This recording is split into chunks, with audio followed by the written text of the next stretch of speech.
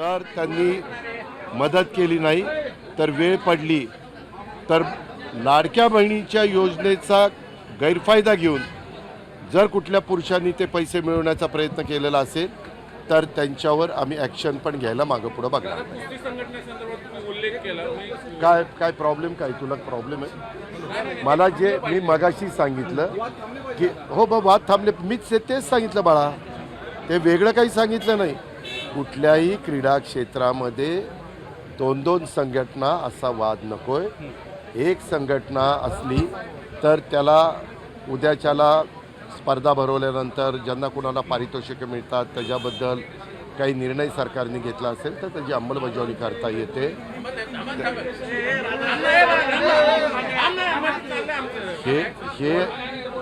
हे त्याच्या संदर्भातलं आहे.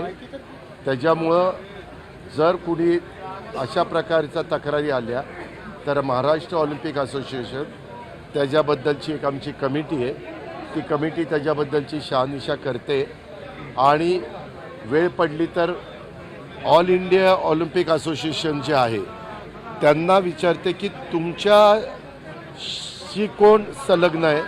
त्यांनी ज्याला ॲथॉराईज केलेलं असतं त्याला आम्ही